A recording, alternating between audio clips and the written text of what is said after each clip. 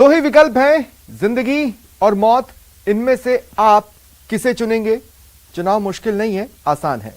नमस्कार, आप देख रहे हैं मारो राजस्थान। आपके साथ मैं हूं स्वप्निल। मास्क और सोशल डिस्टेंसिंग ही आज की तारीख में जिंदगी है, इसे अपनाइए। और अब देखें हेडलाइंस। कश्मीर पर पीएम का महामंथन, कश्मीरी नेताओं के साथ बैठक खत्म। 3.5 घंटे चला मंथन। जम्मू कश्मीर के फ्यूचर प्लान पर हुई चर्चा। पंचायती राज को लेकर सरकार गंभीर, सीएम गहलोत ने की विभाग की समीक्षा बैठक। कनिष्ठ लिपिक 2013 की भर्ती को पूरा करने के दिए निर्देश। फोन टैपिंग पर फसाद रिटर्न्स, बीजेपी पर जमकर बरसे महेश जोशी और डोटासरा। केंद्रीय मंत्री गजेंद्र सिंह शेखावत का पलटवार, कहा भगोड़े कांग्रेस के नेता। दूदू प्रोजेक्ट में न्यूज 18 की खबर का दमदार असर। विजिलेंस टीम ने ऑफिस में मारा छापा, अधिकारियों को बुलाया, दस्तावेजों को खंगाला। मरुधरा में कोरोना इन कंट्रोल, पिछले 24 घंटे में किसी की नहीं हुई मौत। 147 नए केस, करीब 2000 एक्टिव केसेस। 10 सितंबर से मिलेगा जियो फोन नेक्स्ट स्मार्टफोन। रिलायंस के चेयरमैन मुकेश अंबानी का बड़ा ऐलान, कहा गूगल और जियो की टीम ने फोन को किया डेवलप। और करार पर रोजगार, किसकी जीत किसकी हार? प्राइम डिबेट में करेंगे बड़ी बहस, संविदा पर संग्राम।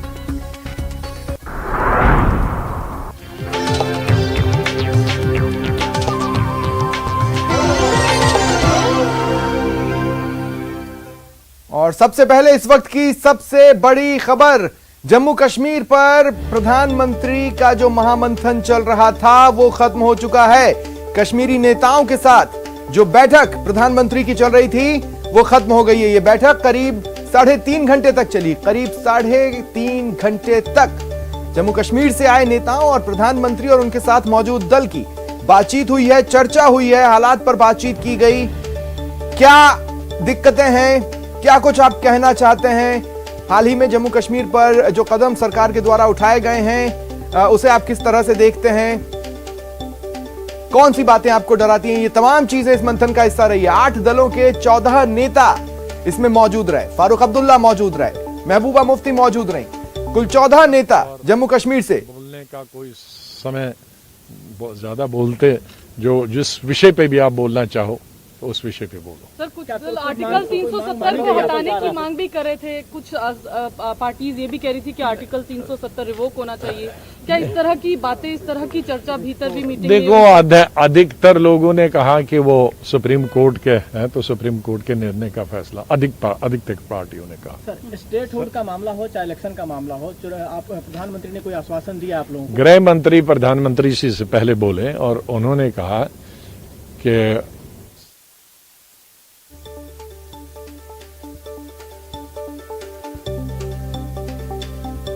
सहयोगी शैलेंद्र वांगू इस वक्त हमारे साथ जुड़ रहे हैं।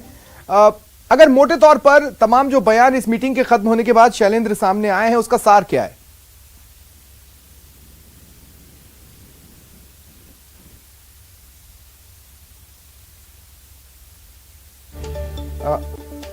शैलेंद्र, आप मुझे सुन पा रहे हैं?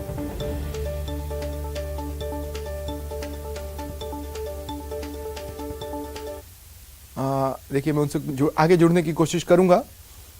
फिलहाल आपको बता दें कि गुलाम नबी आज़ाद मीडिया से मुखातिब हुए बैठक के बाद, और उन्होंने कहा कि 5 ऐसी बड़ी मांगे हैं जो हमने सरकार के सामने रखी हैं, जिनमें चुनाव भी एक प्रमुख मांग रही है जम्मू कश्मीर से आए नेताओं की ओर से। ये भी कहा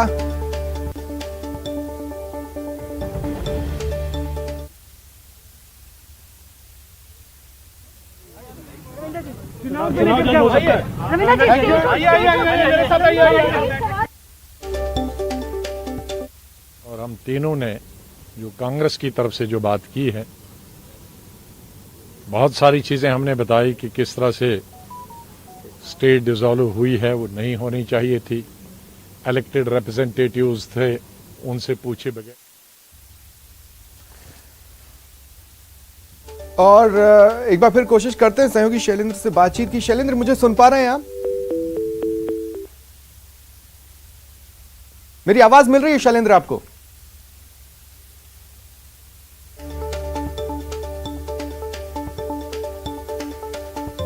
नहीं, मैं लगता है मेरी आवाज उन तक नहीं पहुंच रही है।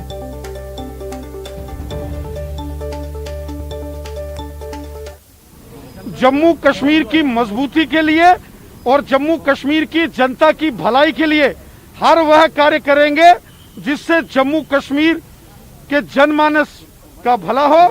माननीय प्रधानमंत्री नरेंद्र मोदी साहब ने कहा कि जम्मू कश्मीर देश के 130 करोड़ हिंदुस्तानियों के दिल में बसता है। प्रधानमंत्री जी ने कहा जम्मू कश्मीर उनके अपने घर के जैसा है। उन्होंने कई वर्षों तक जम्मू कश्मीर में कार्य किया है और जम्मू कश्मीर माननीय प्रधानमंत्री नरेंद्र मोदी साहब ने सभी की बात सुनी और प्रधानमंत्री जी ने कहा जम्मू कश्मीर की भलाई के लिए, जम्मू कश्मीर की जनता की भलाई के लिए वह सभी कदम उठाएंगे जिससे जम्मू कश्मीर के जनमानस का भला हो। चुनाव के लिए तैयार है? एनसीपीडीपी चुनाव के लिए तैयार है?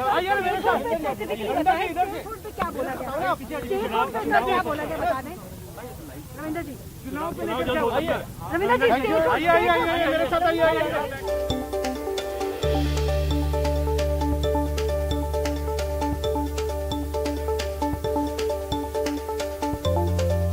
देखिए, जैसे ही कश्मीर के नेताओं को ये कहा गया कि प्रधानमंत्री उनसे मुलाकात करेंगे, उसके बाद कश्मीर के नेताओं ने आपस में भी बैठकें की थीं और एजेंडा तय किया था कि किन बातों को लेकर दिल्ली में जाना है और प्रधानमंत्री के सामने किन बातों को उठाना है। आज जब ये मीटिंग शुरू हुई, देश भर की निगाहें इस मीटिंग पर लगी हुई थी कि क्या कुछ रहता है इस बैठक में।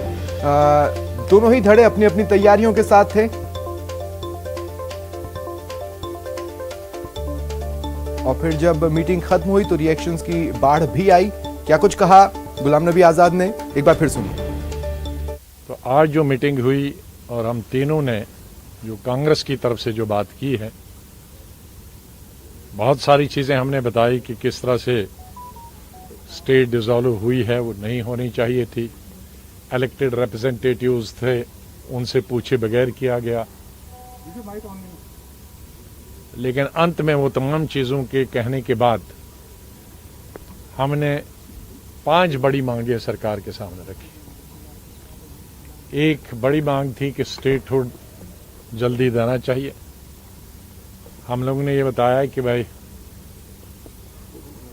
सदन के अंदर गृह मंत्री जी ने भी और प्राइम मिनिस्टर ने भी ये आश्वासन दिलाया था हमको कि हम स्टेटहुड बहाल करेंगे एक समय पे। तो हम लोगों ने कहा कि अब समय तो आ गया है, सब इलेक्शंस वगैरह हो गए, बीडीसी डीडीसी इलेक्शन हो गए और अभी शांति भी है, सीज फायर भी है, बॉर्डर भी शांत है। तो इससे ज्यादा कोई अनुकूल समय नहीं हो सकता स्टेटहुड ग्रांट करने के लिए। चलिए बढ़ेंगे आगे। एक बड़ी खबर जान लीजिए। कल गहलोत कैबिनेट की अहम बैठक बुलाई गई है। दोपहर 3 बजे कैबिनेट की यह बैठक बुलाई गई है। इसके बाद मंत्रिपरिषद की बैठक होगी। मुख्यमंत्री अशोक गहलोत अध्यक्षता करेंगे। कोरोना गाइडलाइंस को मंजूरी मिल सकती है। यह बैठक मुख्यमंत्री आवास पर होने वाली है। तो ये बड़ी खबर हम आपको बता रहे हैं। फिलहाल ये जानकारी सामने आई है कि गहलोत कैबिनेट की जो बैठक है वो कल दोपहर 3 बजे होगी, जिसकी अध्यक्षता मुख्यमंत्री अशोक गहलोत करेंगे और उसके ठीक बाद मंत्रिपरिषद की बैठक होगी और फिर मीडिया से मुखातिब होकर बैठक में क्या कुछ फैसला लिया गया है इसकी जानकारी नेता देंगे। फिलहाल जो संकेत मिल रहे हैं, कोरोना गाइडलाइंस को मंजूरी मिल सकती है। देखिए, जिस तरह से कोरोना केसेस कम हुए हैं, जिस तरह से कोरोना पर कंट्रोल किया गया है प्रदेश में, उसके लिहाज से अब आगे क्या कुछ रणनीति रहेगी वो भी इस बातचीत का हिस्सा रहेगी। खासकर तीसरी लहर की आशंकाओं के बीच तैयारियां कैसी चल रही हैं या और किन चीजों की जरूरत है, उस पर भी इस बैठक में मंथन हो सकता है। हालांकि स्पष्ट एजेंडा क्या है इस बैठक का, ये फिलहाल सामने नहीं आया है। लेकिन मुख्यमंत्री आवास पर दोपहर 3 बजे ये बैठक शुरू होगी। और इधर पंचायती राज विभाग की समीक्षा बैठक की बात करें तो ये बैठक आज हुई है। मुख्यमंत्री अशोक गहलोत ने इस बैठक की अध्यक्षता की, फीडबैक्स लिए। कनिष्ठ लिपिक 2013 की भर्ती पर अहम फैसला हुआ है। कनिष्ठ लिपिक 2013 की भर्ती को चरणबद्ध तरीके से पूरा करने के निर्देश सरकार की ओर से दिए गए। पहले फेज में प्रथम चरण में 4000 पदों पर भर्ती होगी। समयबद्ध रूप से बजट घोषणाएं पूरी करने के भी निर्देश इस दौरान दिए गए।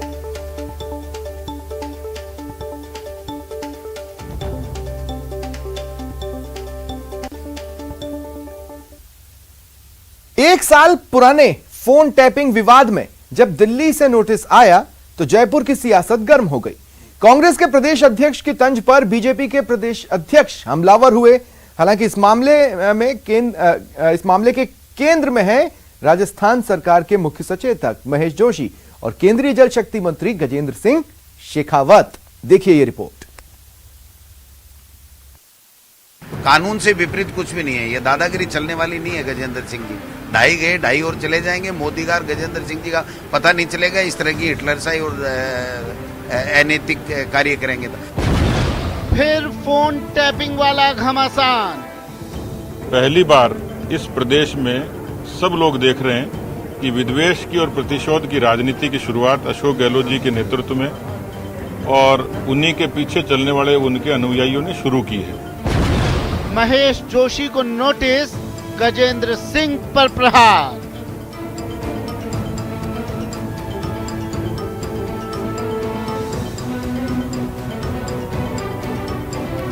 फोन टैपिंग के जिन्न से मरुधरा की सियासत फिर से विचलित होती दिख रही है। फोन टैपिंग विवाद में कांग्रेस के मुख्य सचेतक महेश जोशी को दिल्ली पुलिस का नोटिस मिलने के बाद कांग्रेस ने शेखावत पर हमला बोला तो कांग्रेस पर अमर्यादित बयानबाजी का आरोप लगाने वाले बीजेपी के प्रदेश अध्यक्ष सतीश पूनिया खुद सियासी मर्यादा तोड़ते दिखे। गजेंद्र सिंह जी को भी आना पड़ेगा राजस्थान में। उनको वाइस सैंपल देने के लिए कहा था, वो यहाँ से चुनाव जीत के गए। महेश जोशी तो दिल्ली से नहीं जीते हुए हैं, वो तो यहाँ से जीते हुए हैं। और घटना अगर यहाँ की घटी है तो कानून ये कहता है कि यहाँ जो पहले FIR दर्ज है उसमें वो अपने बयान दें, अपनी इन्वेस्टिगेशन के अपने आप को सुपुर्द करें, अपना वॉइस सैंपल दें। यदि उनके पीसीसी चीफ की मौजूदगी में ऐसा होता है तो ये बहुत घृणित है और निंदनीय भी है। ये इसलिए हो रहा है कि इस देश में कांग्रेस पार्टी कांग्रेस के जमाने से भगोड़ी रही है। उनके नेता अंग्रेजों से मिले रहते थे। इस देश में जब जब संघर्ष का समय आया था तो कांग्रेस की भूमिका भगोड़े की रही। शायद उन्होंने नारे इसलिए लगाए होंगे कि उनको अपने पुरखों की याद आ गई। दिल्ली क्राइम ब्रांच ने नोटिस जारी कर महेश जोशी को 24 जून को पूछताछ के लिए बुलाया था। कांग्रेस इस बात का विरोध कर रही है कि जब FIR जयपुर में दर्ज है और उसमें केंद्रीय मंत्री गजेंद्र सिंह शेखावत का नाम है तो पहले वो बयान दें। लेकिन बीजेपी का तंज है कि चोरी पकड़े जाने से कांग्रेस विचलित है और ऐसे कदम उठा रही है। दिल्ली में उनके घर गई थी पुलिस राजस्थान की बुलाने के लिए कि पधारो हमारे देश, फिर भी नहीं आए वो। आज भी आ जाए, कौन मना कर रहा है उनको? पहले उनके खिलाफ जो पहले FIR है उसमें वो अपना इन्वेस्टिगेशन में भाग लेकर के अपने आप को पाक साफ साबित करें, उसके बाद में दूसरों के ऊपर कहने का उनका बनता है। वो तो क्या मुख्यमंत्री बनने की जल्दी में है, लेकिन MP बनना भी बड़ा मुश्किल हो जाएगा। कहीं न कहीं मुझे लगता है कि उनके मन में पाप है, कहीं न कहीं वो चोर हैं, कहीं न कहीं उनकी गलती पकड़ी जा रही है।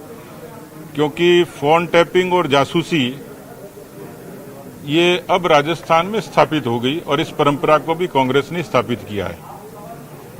अब जब दिल्ली की पुलिस ने उस पर संज्ञान लिया है तो इस बात से डरे हुए भी हैं। इस देश में सर्वाधिक ईडी के छापे कांग्रेस के लोगों के क्यों पड़ते हैं? CBI की जांच का शिकार उन्हीं के लोग क्यों होते हैं? फोन टैपिंग केस पिछले 1 साल से कांग्रेस और बीजेपी में सियासी घमासान का कारण बना हुआ है। पिछले जुलाई महीने में राजस्थान सरकार को कमजोर करने के आरोप के साथ कुछ ऑडियो टेप जारी हुए थे जिसमें गजेंद्र सिंह शेखावत पर आरोप लगाए गए थे।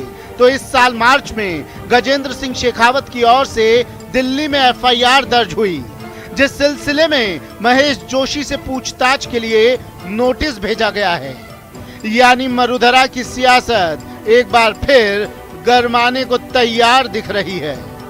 बाबूलाल धायल, न्यूज़ 18 राजस्थान। केंद्रीय जल शक्ति मंत्री गजेंद्र सिंह शेखावत ने महेश जोशी पर पलटवार किया है और उन्होंने कहा कि कांग्रेस पार्टी के नेता भगोड़ा हैं। को पूछना चाहता हूं कि हिंदी की कहावत जो है उल्टा चोर कोतवाल को डांटे, वो आपके ऊपर एकदम से फिट होती है। आपको पुलिस ने बुलाया, आप नहीं आए।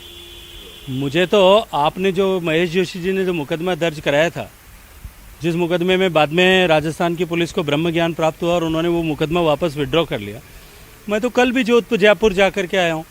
जयपुर की पुलिस को अगर मुझसे कुछ पूछताछ करनी थी तो वो महेश जोशी जी रिकॉर्ड पर इसको लिख करके रखें कि उन्होंने मुझे कब समन किया और कब बुलाया।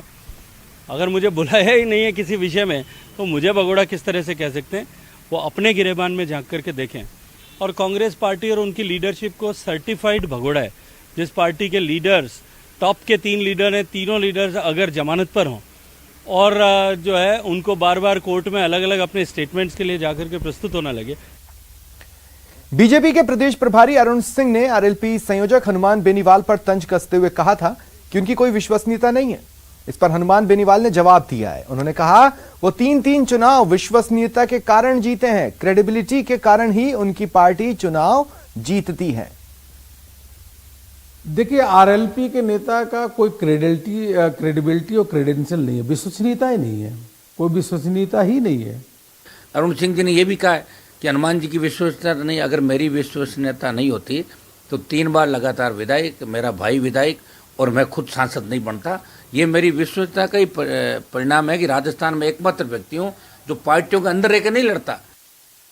बीजेपी प्रदेश प्रभारी अरुण सिंह ने यह भी कहा हनुमान बेनीवाल मोदी जी की लोकप्रियता के कारण सांसद बने। इस पर बेनीवाल ने जवाब देते हुए कहा कि वो मोदी जी के कारण नहीं, जनता के कारण सांसद बने और आरएलपी के कारण बीजेपी को बहुत वोट मिले। लेकिन मैं सांसद नहीं बनते और मोदी जी की लोकप्रियता के कारण वो सांसद बन गए। देखिए, मोदी जी के कारण तो मैं नहीं बना, लेकिन मेरी वजह से राजस्थान के अंदर जो 12-13 सीट पर थी भारतीय जनता पार्टी, उसे 25 सीट मिली। हाँ, अगर 1-2 लाख वोट मुझे बीजेपी का 2-1 लाख के करीब वोट अगर मिला तो मैंने भी 25 से 30 लाख वोट भारतीय जनता पार्टी को राजस्थान के अंदर दिलाया। और बीजेपी के प्रदेश प्रभारी अरुण सिंह ने आरएलपी पर कांग्रेस से मिलीभगत का आरोप लगाया। इस पर हनुमान बेनीवाल ने कहा कि कांग्रेस से कोई मिलीभगत नहीं है। ये तो जो स्थानीय जो चुनाव हुए हैं पंचायत के, उसमें हार गए, तो इस और जो अभी बाई इलेक्शन हुए वो बाई इलेक्शन में सीधे सीधे कांग्रेस को मदद करने का काम किया। विश्वसनीयता का और कांग्रेस से मिलीभगत का आरोप है तो अरुण सिंह जी खुद जानते हैं कि वसुंधरा गहलोत किस तरह मिले और किस तरह वसुंधरा ने गहलोत की सरकार बचाई थी। और अरुण सिंह जी अपने जीवन में वार्ड पंच भी नहीं बने। और अब जान लीजिए आज के प्रदेश के कोरोना अपडेट्स। बीते 24 घंटे के आंकड़े सामने आ चुके हैं और ये साफ तौर पर इशारा है कि कोरोना पर काफी हद तक कंट्रोल पाया गया है, लेकिन लापरवाही को अनलॉक नहीं करना है। देखिए, बीते 24 घंटे में 147 नए कोरोना केसेस दर्ज किए गए और अच्छी खबर यह है कि प्रदेश में आज कोरोना की वजह से किसी ने भी जान नहीं गंवाई है। यानी मौत के आंकड़ों की लाइन में प्रदेश में आज संख्या 0 है। प्रदेश भर में इस बीच 306 मरीज रिकवर हुए और एक्टिव केसेस अब 2019 बचे हैं।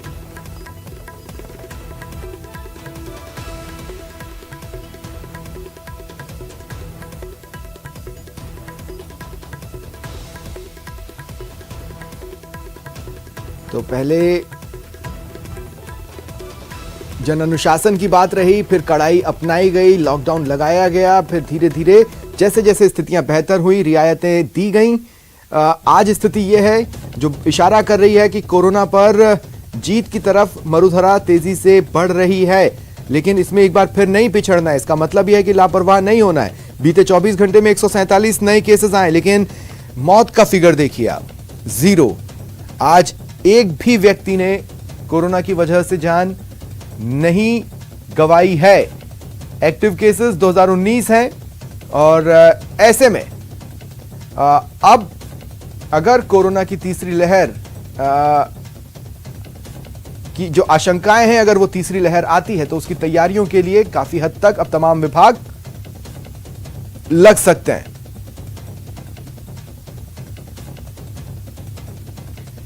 एसीबी एक्शन में है। रिश्वतखोरों पर लगातार शिकंजा कसा जा रहा है। इसी कड़ी में भरतपुर में और झुंझुनू में घूसखोर गिरफ्तार हुए।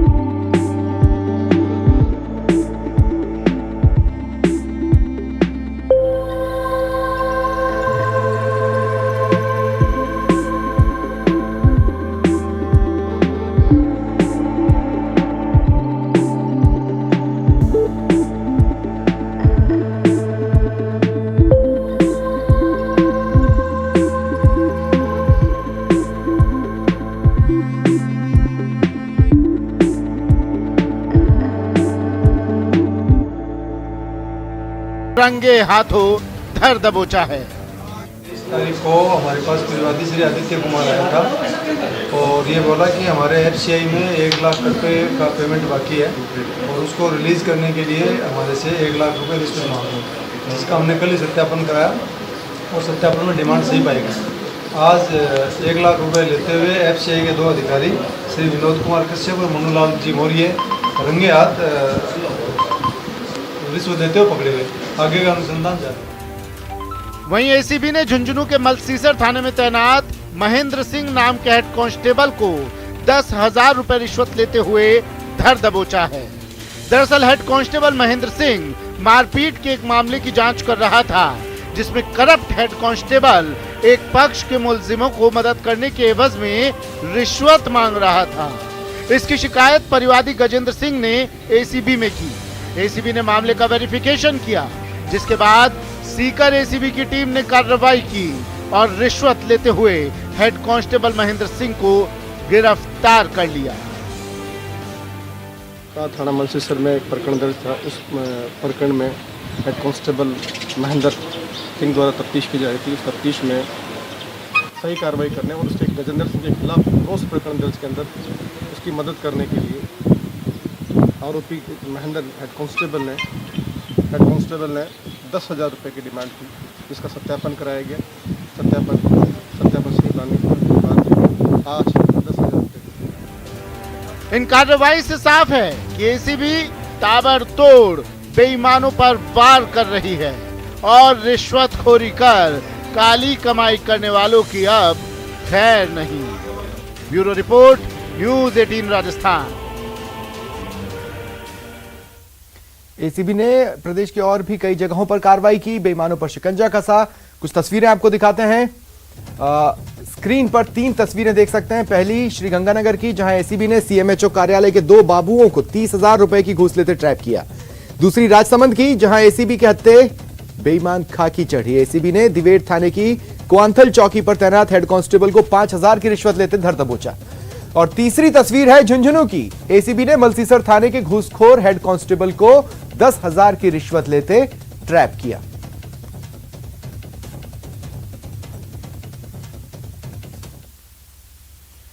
एक नाबालिग को बहला फुसला कर बंधक बनाया गया। राजस्थान से हरियाणा, दिल्ली और बिहार ले जाया गया और 1 महीने तक उसके साथ दुष्कर्म हुआ। यह रिपोर्ट देखिए।